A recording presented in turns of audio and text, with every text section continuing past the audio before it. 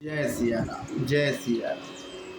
सन इव खल पर बंधन करई, खाल कढ़ाई विपत्ति सही मरई। खल बिनु स्वार्थ पर अपकारी, अहि मूसक एव सुनु और गारी। किंतु दुष्ट लोग सन की भांति दूसरों को बांधते हैं और उन्हें बांधने के लिए अपनी खाल खिंचवाकर विपत्ति सहकर मर जाते हैं। हे सर्पों के शत्रु गरुण जी सुनिए, दुष्ट बिना किसी स्वार्थ के सांप और चूहे के समान अकारण ही दूसरों का अपकार करते हैं। पर संपदा विनाशी न साही, जिमि शशि हति हिम उपुल बिलाही। दुष्ट हृदय जग आरती हेतु, जथा प्रसिद्ध अधम ग्रह केतु। वे पराई संपत्ति का नाश करके स्वयं नष्ट हो जाते हैं, जैसे खेती का नाश करके ओले नष्ट हो जाते। दुष्ट का अभ्युदय उन्नति प्रसिद्ध अधम ग्रह केतु उदय की भांति जगत के दुख के लिए ही होता है।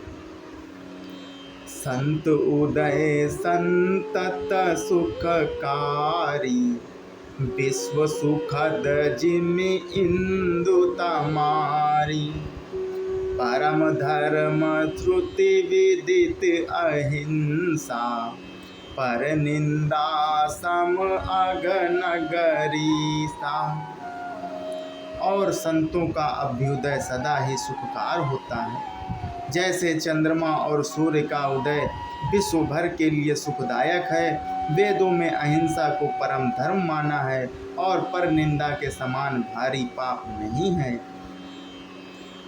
हर गुर निंदक दादुर होई, जन्म सहस्त्र पावतन सोई।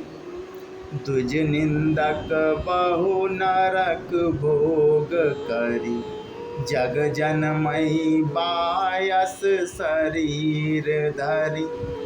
शंकर जी और गुरु की निंदा करने वाला मनुष्य अगले जन्म में मेढक होता है और वह 1000 जन्म तक वही मेढक का शरीर पाता है।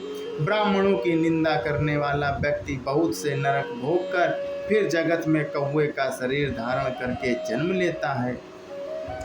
सुर श्रुति निंदक जे अभिमानी, रौरव नरक परहि ते प्राणी। हुई है उलूक संत निंदारत, मोह निशा प्रिय ज्ञान भानुगत। जो अभिमानी जीव देवताओं और वेदों की निंदा करते हैं, वे रौरव नरक में पड़ते हैं। संतों की निंदा में लगे हुए लोग उल्लू होते हैं, जिन्हें मोह रूपी रात्रि प्यारी होती है और ज्ञान रूपी सूर्य जिनके लिए बीत गया अस्त हो गया रहता है। सब कै निंदा जे जड़ करहि, ते चमगा दूर होई अवतरहि। सुनहु तात अब मानस रोगा, जिनते दुख पावहि सब लोगा। जो मूर्ख मनुष्य सबकी निंदा करते हैं, वे चमगादड़ होकर जन्म लेते हैं। हे तात अब मानस रोग सुनिए, जिनसे सब लोग दुख पाया करते हैं।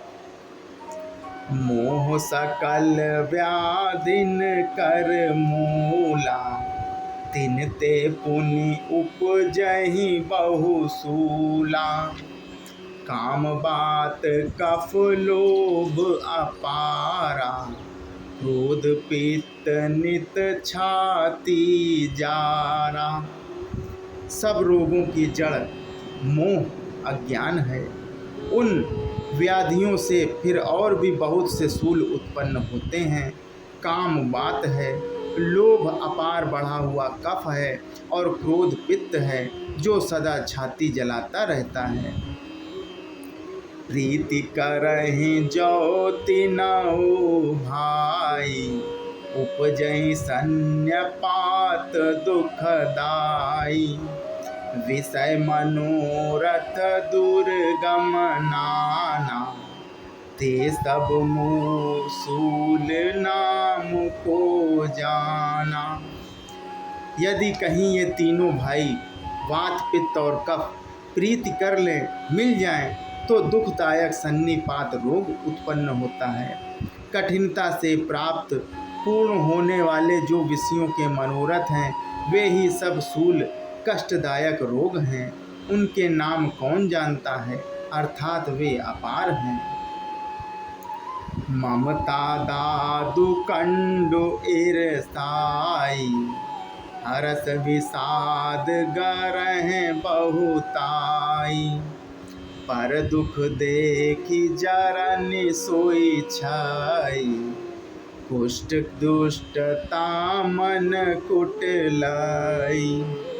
ममता दाद है, ईर्ष्या खुजली है और हर्ष विषाद गले के रोगों की अधिकता है। गलकंड, कंठमाला या घेंगा आदि रोग हैं। पराय सुख को देखकर जो जलन होती है वही क्षयी है। दुष्टता और मन की कुटिलता ही कोढ़ है। अहंकार अति दुखद डमरुआ, दंभ कपट मद मान नेहुरुआ। तृष्णा उदर वृद्धि अति भारी, त्रिविधि ईसना तरुण तेजारी। अहंकार अत्यंत दुख देने वाला डमरू है, डमरू रोग है, गांठ का रोग है। दंभ, कपट, मद और मान नहरुआ नसों का रोग है। तृष्णा बड़ा भारी उदर वृद्धि जलोदर रोग है। 3 प्रकार पुत्र धन और मान। पुत्र धन और मान की प्रबल इच्छाएं प्रबल तिजारी है। जुग विधि ज्वर मत सर अविवेका, कहें लगी कहूँ कुरोग अनेका। मत्सर और अविवेक 2 प्रकार के ज्वर हैं। इस प्रकार अनेकों बुरे रोग हैं जिन्हें कहाँ तक कहूँ। एक व्याधि बस नर मरहि, ए असाधि बहु व्याधि। अपीड़हि संतत जीव कहूँ, सो कि मिल है समाधि। एक ही रोग के बस होकर मनुष्य मर जाते हैं, फिर ये तो बहुत से असाध्य रोग हैं। ये जीव को निरंतर कष्ट देते रहते हैं। ऐसी दशा में वह शांति को कैसे प्राप्त करे। जय सिया राम, जय सिया राम।